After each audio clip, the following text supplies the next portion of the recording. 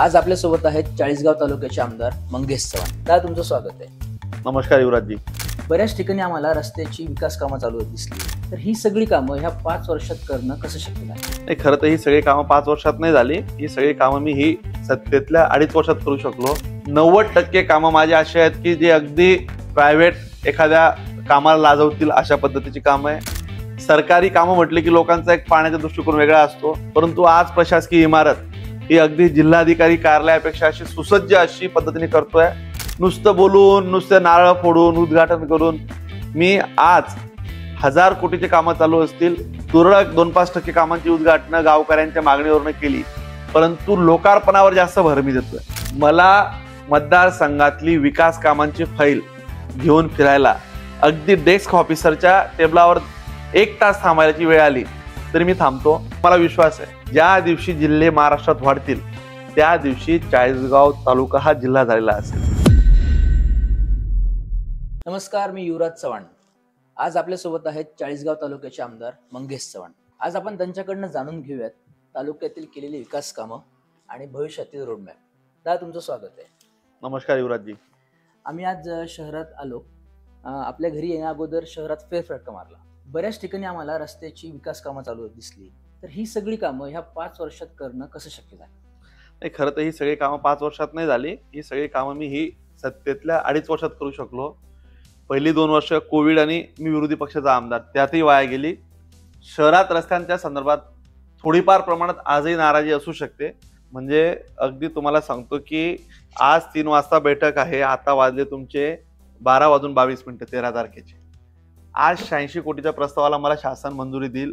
अंतिम टप्प्यात ती स्टेट लेव्हल कमिटीची एक बैठक आहे आणि 100 कोटीचे इतर असे दुसरे रस्ते.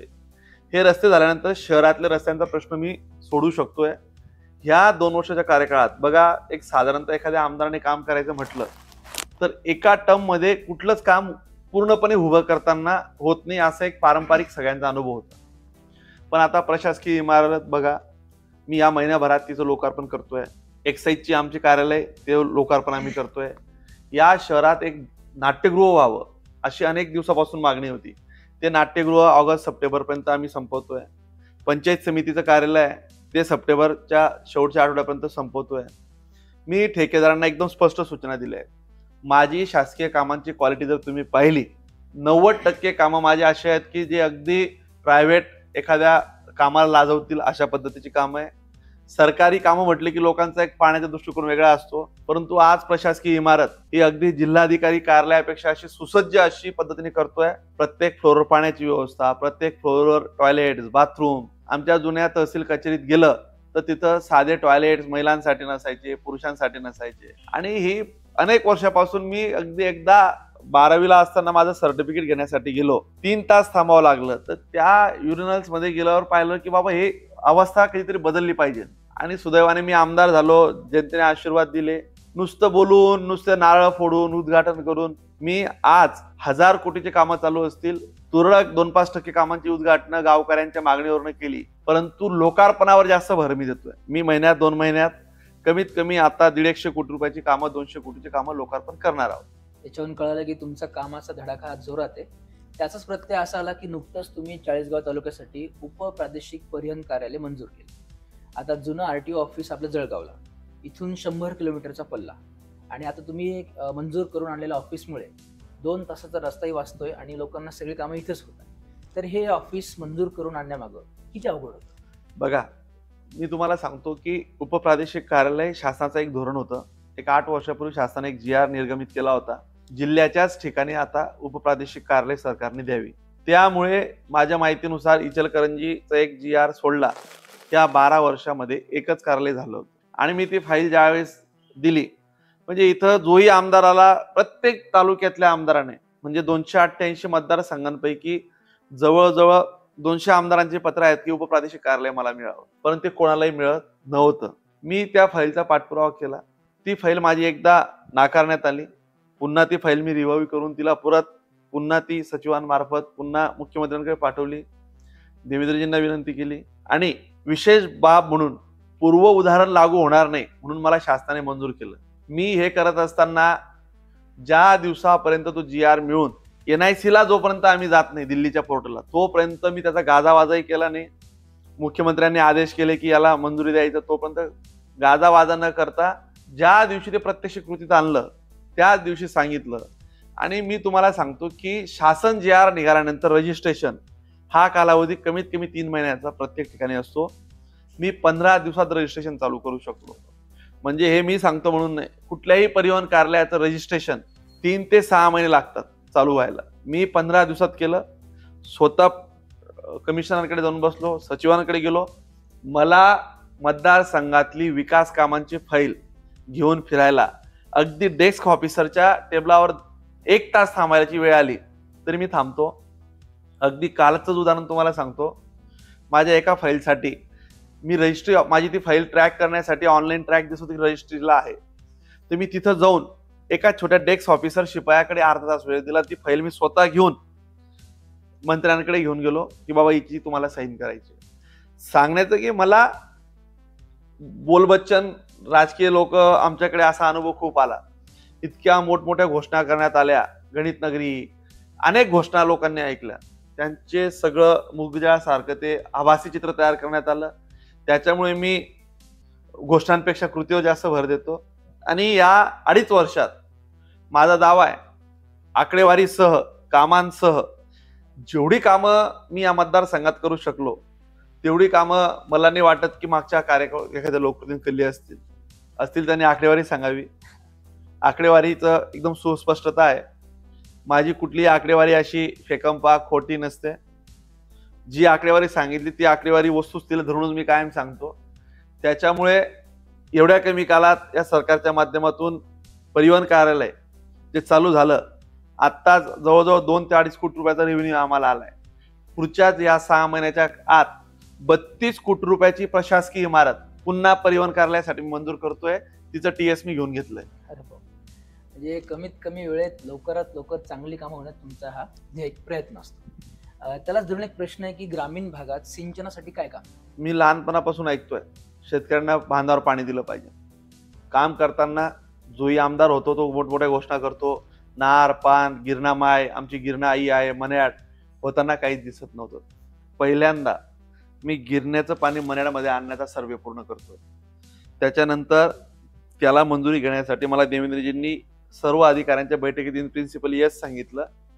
100-150 करोड रुपये लागतील तर तुला आम्ही ते गिरणीचं पाणी मन्याडमध्ये उतरण्याची परवानगी देतो. त्याच्या सगळ्या मंजुरींना सुरुवात झाली. यासोबत वरखेडे लोंढ्याच्या प्रकल्पाची 22 गावांना फायदा होईल अशी PDNची 500 कोटीची योजना चालू झाली. तिचं मी अजून साधं उद्घाटनही केलं नाही. आता साईडवर पाईप यायला सुरुवात झाली आहे. 1.5 वर्षाच्या आत मी पाईप डिस्ट्रीब्युशन नेटवर्कने 22 गावांना शेतीमध्ये पाणी पुरवतोय.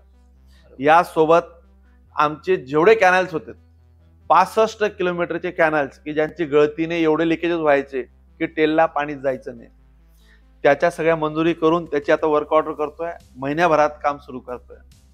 कमीत कमी या चाळीसगाव तालुक्यातलं 32 ते 35% क्षेत्र पहिल्या टप्प्यात ते मी आता ओलिताखाली आणतोय. पूर्ण प्लॅनिंगने आणतोय. नियोजन आम्ही पूर्ण त्याचं रोडमॅप तयार केलं आहे. आणि सर्व एजन्सीतला कॉर्डिनेट करून की या चाळीसगाव तालुक्यातले काही छोटे छोटे नदीजवळ प्रकल्प होते, आमचे 1-2 ठिकाणचे जे छोटे छोटे इश्यू होते ते आता अंतिम टप्प्यात आणून, सुप्रमाचा एक विषय होता, ती सुप्रमा आम्ही आता प्रदान करण्यासाठी कालही त्यासाठी गेलो. 42-44 कोटीची एक सुप्रमा आहे. अशा सुप्रमा देऊन या चाळीसगाव तालुक्याला जास्तीत जास्त ओलिता खाली आणतोय. यासोबत एक केंद्राची एक सरोवर योजना होती की ज्यामध्ये महाराष्ट्रातनं फक्त 5-6 तालुक्यांनी प्रमा घेतल्यात. त्यामध्ये मी आतापर्यंत 10 कोटी रुपयाच्या प्रमा पहिल्यांदा, की ज्या योजनेचं नावही कदाचित कोणाला माहिती नसेल, अशा योजनांमध्ये 1-2 कोटीचे तलाव पहिल्या टप्प्यात आम्ही चालू करतोय. दुसऱ्या टप्प्यात अजून आम्ही त्यात 25 करोड रुपये घ्यायचं. अशा पद्धतीने पाण्यावर शाश्वत काम करायचंय. शेतकऱ्यांच्या बांधावर पाणी जाण्यासाठी याला काही काळ लागणार आहे. हे काही अशी जादूची कांडी नाही की आमदारांनी काही हात फिरवणं होईल, परंतु याला वेळ जाऊ द्यावा लागणार आहे. आणि तो कमीत कमी वेळेत कसं करता येईल याचं मी नियोजनबद्ध कार्यक्रम आखलाय. पाण्याबरोबरच आरोग्यही महत्वाचं आहे. तर आरोग्यासाठी या काळात काही निधी उपलब्ध झालाय का? बघा, मागील कार्यकाळामध्ये ग्रामीण रुग्णालय मंजूर झालं होतं. मी ते रुग्णालय कोविडमध्ये पूर्ण केलं. एवढ्या कमी काळात पूर्ण केलं. त्याला निधी देखील आणला, ते पूर्ण केलं. आणि या तालुक्याला आरोग्याच्या सुविधेच्या संदर्भात 4 जिल्ह्यांच्या बाउंड्रीवर असलेला हा तालुका आहे. बाजूला औरंगाबाद तालुका लागतो, नाशिक, धुळे, मालेगाव आणि जळगाव. आणि मी अगदी म्हटलं तर आम्हाला 60 किलोमीटरच्या आत कुठलीही वैद्यकीय व्यवस्था जवळजवळ नाही. कमीत कमी धुळ्याला जायचं म्हटलं तर आमचा अगदी ह्या टोक्याच्या माणसाला 70 किलोमीटर जावं लागतं. काही गावांना खूप मोठ्या प्रमाणात हे होतं. उपजिल्हा रुग्णालयाच्या संदर्भात अशीच परिस्थिती होती. अनेकदा गाजावाजा झाला, घोषणा झाल्या, उपजिल्हा रुग्णालय मंजूर करायचं. शासनाचं एक धोरण आहे, 3 तालुके मिळून एक जिल्हा रुग्णालय, उपजिल्हा रुग्णालय द्यावं. मुळात जळगाव जिल्ह्यामध्ये या 7 उपजिल्हा रुग्णालय होऊन गेले असल्यामुळे ती फाईल नाकारण्यात आली होती. पुन्हा ती फाईल मी हातात घेतली. 100 बेड उपजिल्हा रुग्णालय विशेष बाब म्हणून ते पुन्हा मंजूर करून आणलं. मुख्यमंत्र्यांकडे पुन्हा सगळ्या मंत्र्यांकडे गेलो, सचिवांना सांगितलं की मला हे गरजेचं आहे. नियमात उपजिल्हा रुग्णालय बसत नसताना मी 100 बेडेड उपजिल्हा रुग्णालय केलंय. त्याचा आता जागा हस्तांतरित करतोय आणि पुन्हा 40 कोटी रुपयाचं उपजिल्हा रुग्णालय बांधायला सुरुवात करतोय. म्हणजे बघा, ही जी कामं आहे हे बोलून होणार नसतं. एवढ्या कमी काळात म्हणजे 2-2.5 वर्षाच्या काळात आरोग्य सेवेवर उपजिल्हा रुग्णालय सुसज्ज असं, ज्यामध्ये स्टाफ राहील, गोरगरीब लोकांची सेवा करता येईल अशा पद्धतीचं उपजिल्हा रुग्णालय मी ह्या 1.5 वर्षाच्या आत उभं करतोय. त्याची सुरुवात मी ह्या 3 महिन्यात 4 महिन्यात करेन. आता ह्या सगळ्या गोष्टींसाठी निधी तर लागणार. तुम्ही मध्ये वक्तव्य केलं होतं की 40 गावाच्या विकासासाठी लागेल तेवढा निधी आपण उपलब्ध करू, कारण तिजोरीच्या चाव्या ह्या आपल्याकडे. तर हे कसं शक्य आहे? बघा, त्या शब्दाचा विपर्यास काही करण्यात अर्थ नाही. मी या अर्थाने बोललो, सरकार आपलं आहे. गिरीश महाजन साहेब सारखा एक दमदार नेता या जिल्ह्यात आहे. पालकमंत्री इथले आहेत आणि देवेंद्रजी आणि मुख्यमंत्री या दोघांना मी एखाद्या विकासाचं काम सांगितलं आणि झालं नाही असं मला सांगण्यासाठी सुद्धा म्हणजे सांगता येणार नाही. मी त्यांना जी कामं सांगितलीत, जास्तीत जास्त कामं करण्याचा त्यांनी प्रयत्न केला. 1-2-3 कामं बाकी असतील ती आता पूर्ण करतील. तिजोरीच्या चाव्या या अर्थाने बोललो की सरकार ज्याचं असतं त्याच्याकडे तिजोरीच्या चाव्या असतात आणि सरकारचा मी घटक आहे. त्याच्यामुळे जेव्हा लागलं तेव्हा मी निधी घेतो. आणि ते एक पैसे निधी बघा, नुसते पत्र देऊन निधी येत नसतात. बरोबर. त्याची एक प्रशासकीय बाबी देखील समजल्या पाहिजेत. माझ्याकडे माझ्या आमदार कार्यालयात 35 लोकांचा स्टाफ काम करतो. इस्टिमेट ड्रॉइंग बनवण्यापासून त्याचे 3D पासून त्याचे सर्वच कागदपत्र आम्ही स्वतः लक्ष घालतो. स्वतः अंडर सुपरविजन आम्ही ठेवतो. माझ्याकडे टेक्निकल माणसांचा स्टाफ आहे. त्याच्यामुळे ती कागदपत्रांची पूर्तता माझ्याकडे मुंबई पासून तर इथे 40 गावात अगदी सुसज्ज असे कार्यालय आहे की ज्यामध्ये आम्ही सर्व कागदपत्रांचा निपटारा लवकरात लवकर करतो. मी त्या अर्थाने बोललो की बाबा हे सगळं लवकर करून मी तिजोरीच्या चाव्यांमधून पैसे आणेल. आता काही लोकांनी विपर्यास केला आणि मी तुम्हाला सांगतो, बघा, मतदारसंघासाठी छत्रपती शिवाजी महाराजांचा मी मावळा आहे. सुरतेला जाऊन लुटून राज्य चालवायची तयारी असलेल्या राजाचा मी मावळा आहे. माझ्या मतदारसंघासाठी मी जास्तीत जास्त पैसे आणलेत. याला मी कोणी काय अर्थ काढावा हा त्याचा वैयक्तिक प्रश्न आहे. मी माझ्या जनतेला न्याय देण्याची भूमिका घेतोय. 133 करोड रुपये आपण दुष्काळामध्ये बसवला. 133 करोड रुपये खात्यात जमा झाले. 2021ला आमच्याकडे महापूर आला होता. त्याच वेळेस ठाकरे सरकारांना मी 4दा-5दा विनंती केली, पत्र पाठवली, ते प्रत्यक्ष भेटलेच नाही. ते पैसे मी आता जमा केले खात्यामध्ये. 21चे पैसे लोकांना वाटतही नव्हते पैसे मिळतील, ते पैसे आम्ही आणले. बघा, ही मोठी कामं अशी उगीच होत नसतात. त्यासाठी झिजावं लागतं. मी तासनतास, माझं एक रेकॉर्ड आहे, मंत्रालयात जर 11 वाजता गेलो तर संध्याकाळी 6:30-7ला मी बाहेर निघतो. 7 घंटे मंत्रालयात माझ्यासोबत फिरणारे सुद्धा थकून जातात. आपलं काम व्हायलाच हवं. मी काम झाल्याशिवाय त्या दिवसाचं ते जे टार्गेट असतं ते पूर्ण करतो. नाही झालं तर पुढच्या वेळेस पुन्हा जातो. हे एवढा प्रचंड वेळ दिल्यामुळे अगदी मंत्रालय बंद करणारा माणूस सुद्धा बऱ्याचदा विचार करत असेल की हा शेवटचा थांबणारा माणूस एवढा वेळ का थांबतो. हे मतदारसंघात जी कामं उभी राहत आहे ही याचमुळे उभी राहिली. मी प्रचंड वेळ दिला. त्यामागे लोकांचा माझ्यावरचा विश्वास होता आणि तो विश्वास सार्थ ठरवण्याच्या दृष्टिकोनातून माझा तो प्रयत्न राहील. दादा, जसं आता आपण शिवरायांचं नाव घेतलं, अख्ख्या महाराष्ट्राचे नसून हिंदुस्थानाचे दैवत आहेत ते. तर त्याच संदर्भात आपण 6 जूनला दरवर्षी शिवराज्याभिषेक दिनानिमित्त आपल्या चाळीसगावातून मोठमोठ्या बसेस मोठ्या संख्येने घेऊन जातात. आणि आता नुकतीच आषाढीची वारी येते, त्यात पण आपण स्वखर्चातून ही सगळी सेवा करतात. तर हे सगळं सेवा करण्याचा विचार मनात कधी आला? बघा, लहानपणापासून छत्रपती शिवाजी महाराज की आपसूक तोंडात जय यायचं. आणि मी आज माझ्या घराला नाव शिवनेरी दिलं. माझ्या घराच्या बाहेर अगदी छत्रपती शिवाजी महाराजांचा रायगडाची प्रतिकृती. रायगडाची प्रतिकृती मी ठेवली आहे.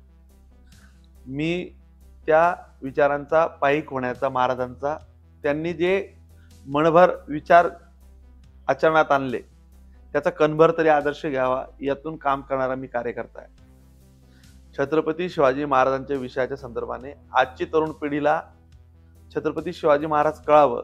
रायगडाच्या पायथ्याशी गेल्यानंतर, त्या किल्ल्याकडे एकदा उंच पाहिल्यानंतर हा किल्ला कसा बनवला गेला असेल, त्यावेळेस JCP, पोलीस, कप्पी म्हणजे कुठलीही हायड्रॉलिक्स, कुठलीही यंत्रणा नसताना, की आपण साधा चढू शकत नाही एक माणूस, अशा पद्धतीत हा किल्ला उभा राहिला. तो कशा पद्धतीने उभा राहिला असेल, छत्रपती शिवाजी महाराजांचं शेतकऱ्यांविषयीचं धोरण असेल, महिलांविषयीचं धोरण असेल, आपल्या शिपायांविषयीचं धोरण असेल, सहकाऱ्यांविषयीचं धोरण असेल, त्या रायगडाला गेल्यानंतर निर्व्यसनी एक कीर्तिवंत, नीतिवंत पिढी घडावी. मी आमदार होण्याच्या अगोदर चालू केली. माझ्यावर काही आरोपही झाले की आमदार होण्यासाठी हे चालू केलं, हे पुढे चालणार नाही. 300 तरुणांनी चालू केलेली रायगड वारी, आकडा तुम्ही लक्षात घ्या. मी कधी 300 तरुण म्हटले त्यावेळेस 300 तरुण होते. माझ्याकडे ती आजही यादी आहे. यावेळेस मी 3000 तरुण नेले. तर 3000 तरुण, लोकल नेता हजारांनी सांगतात 3000. माझं काम असं नाही.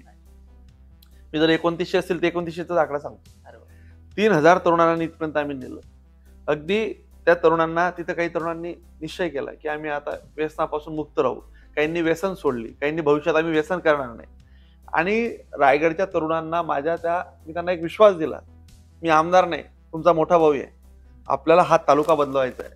आपल्या ह्या तालुक्यातली पिढी निर्व्यसनी करायची, विकासासोबत एक मन सदृढ करायची आहे, एक ताकदीचे तरुण तयार करायचे आहेत, एक विचाराची पिढी घडवायची आहे. आणि ही पिढी घडवण्यासाठी मला एकट्याला शक्य नाही. माझे हे तरुण भावंड, तरुण मित्र माझ्यासोबत आले पाहिजे, सहकारी आले पाहिजे. आणि हे रायगडाला गेल्यानंतर त्या विचारातून ती पिढी घडेल. मी कोविडचा एक काळ सोडला तर 4 वर्षापासून चौथ्यांदा ही वारी केली. मी पदावर असेल किंवा नसेल, बघा, जन्माला आलेला माणूस हा काही आयुष्यभर राजयोग घेऊन येतो. मी कधीतरी माझी आमदार कधीतरी होणार आहे. परंतु मी ठरवलंय, रायगडची वारी आणि पंढरपूरची वारी ही माझ्या आयुष्यातली 2 असे स्थळ आहेत, माझे असे शक्तिबळ आहेत की रायगड हे माझ्यासाठी, छत्रपती शिवाजी महाराजांसाठी, माझ्यासाठी आदर्श आहेत. आणि पंढरपूरची वारी अगदी मी 3 वर्षाचा असताना आई वडिलांसोबत त्यांच्या खांद्यावर त्यांनी मला वारीला नेलं. आज माझ्या मतदारसंघातल्या हजारो आई वडिलांना मी वारीला नेतोय, याचा मला मनापासून आनंद आहे. तर तोच दृष्टिकोन की त्या विठुरायाच्या चरणी जाऊन आपली सुख दुःख शेतकरी बांधव, माझे तालुक्यातील लोक सांगतात. आणि त्या विठुरायाच्या चरणी माथा ठेवल्यानंतर कुठेतरी एक आत्मिक समाधान असतं. वारकरी, धारकरी, माळकरी या सगळ्या लोकांना या वारीमध्ये नेऊन त्या वारीचा आनंद देऊन, काही लोक तिथं देखील आम्ही माळकरी बनवतो, एक त्यांच्या पुढे या विठुरायाचं दर्शन घडावं, हा त्या मागचा उद्देश. ही रायगडची वारी हाच उद्देश होता की या तरुणांना आपली पुढची पिढी घडावी. त्या पिढी घडवण्याच्या दृष्टिकोनातून तो माझा एक प्रयत्न आहे. आता एक शेवटचा प्रश्न, येणाऱ्या भविष्यात चाळीसगावच्या विकासासाठी कुठल्या मुद्द्यांना तुम्ही प्राथमिक प्राधान्य देणार? बघा, पुढाऱ्यांचा स्वभाव असतो चाटा मारणं, खोटं बोलणं, वेळ काढणं. इलेक्शन जवळ आले की मोठमोठ्या घोषणा कर. आजही माझ्याकडे 10 लोक येऊ द्या, मी 3 लोकांना सांगतो तुझं काम होणार नाही. ते सांगायचे माझ्यात धमक. जे होत नाही ते मी नाही सांगतो, आणि जे मी सांगतो ते करूनच दाखवतो.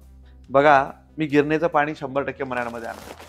काही करून ती जबाबदारी माझी. मी तो सर्वे केलाय, त्याची एस्टिमेट तयार करायला चालू केलं. मी त्या एजन्सी सगळ्या प्रायव्हेट रिक्रूट केल्या आहेत. शेतकऱ्यांसाठी पाण्यावर प्रचंड काम करायचं आहे. कमीत कमी 1-1 कोटी रुपयाचे 25 आम्ही तलाव बांधायचं ठरवलंय. त्यातल्या प्रमा झाल्या आहेत. पुढच्या टप्प्यात काही होतील. आता ह्या टप्प्यात काय करतोय. तरुणांसाठी एक रोजगाराचा प्रश्न या तालुक्यात सुटलेला नाहीये. त्या संदर्भात माझ्या 2-3 उद्योजकांशी बैठका झाल्या. तो एक माझा प्रयत्न चाललाय. अजून त्याला कुठलीही तत्वता मान्यता मिळाली नाही. ज्या दिवशी मिळेल त्या दिवशी सांगेल. नाही तर हा व्हिडिओ पाहून परत विधानसभेला लोक सांगतील की पहा आमदारांनी आश्वासन दिलंय, मी अजून आश्वासन दिलेलं नाही. गरिबांसाठीची घरं मी एक सांगितली होती. मी 23 ऑगस्ट 2019 आश्वासन दिलं होतं की आपण या गावात सर्वसामान्यांना परवडणारी घरं देणार. आज माझ्या घरांचं काम 70% पूर्ण झाले. वर्षभरात लोकांचं ते स्वप्न आपण पूर्ण करायचं ठरवलंय. या शहराला भविष्यात शासन स्तरावर 7 ते 8 जिल्हे वाढवायचं चाललंय. जेव्हा जिल्हे वाढतील 5-7 वर्षानंतर, जेव्हा ती पॉलिसी येईल त्यावेळेस चाळीसगाव तालुका हा जिल्हा असेल. तो कसा असेल? जिल्हा करताना क्रायटेरिया आहे. ॲडिशनल एसपी म्हणजे अप्पर जिल्हाधिकारी, अप्पर जिल्हाधिकारी, अप्पर पोलीस अधीक्षक कार्यालय आहे का, परिवहन कार्यालय आहे का, उपजिल्हा रुग्णालय आहे का, तिथे शासकीय काय काय कृषी भवन आहे का, या सगळ्या क्रायटेरिया ज्या आहेत 22 क्रायटेरियांमध्ये आता मी 15 क्रायटेरियांमध्ये बसतोय. लोकसंख्येचं असेल, आजूबाजू क्षेत्र असेल, अजून 7 क्रायटेरियांमध्ये 2-3 क्रायटेरिया मी पूर्ण करेल. आणि मला विश्वास आहे की हा चाळीसगाव तालुका ज्या दिवशी जिल्हे महाराष्ट्रात वाढतील त्या दिवशी चाळीसगाव तालुका हा जिल्हा झालेला असेल. पण तो असा एका दिवसात होणार नाही. त्याच्यासाठी ही पायाभरणी आता चालू केली आहे. आता आपण न्यायालयाची इमारत इथं जिल्हा न्यायालयाला संदर्भाचा जो होता विषय, आपण मागच्या इथं न्यायालयाची इमारत उभी केली. आता 12 एकर त्याच्यासाठी लँड ॲक्विजिशनची मागणी झाली आहे. आपण तिथे एक मोठं न्यायालय उभं करतोय. म्हणजे जिल्ह्याला असलेल्या सुविधा त्या चाळीसगावला आणाव्या लागतील. आणि जेव्हा ते जिल्हे होतील ते ह्या क्रायटेरियामध्ये बसल्यानंतर हा आपसूक, पुन्हा सांगतो, मी नसलो आमदार तेव्हाही हा जिल्हा जर झाला तर त्यावेळेस हा जिल्हा होत असताना या सगळ्या गोष्टी आज करून ठेवतोय तेव्हा तो जिल्हा होणार. निश्चित तुमचं रोडमॅप तयार नसून त्याचं कामही चालू आहे. दादा, तुमच्या एवढ्या वेगळं कामकाजात तुम्ही आम्हाला वेळ दिला त्याबद्दल तुमचे खूप खूप आभार. धन्यवाद. तुम्ही इथपर्यंत आलात म्हणून मी आपला आभारी. आपण आपलं काम असं चालू ठेवावं. धन्यवाद.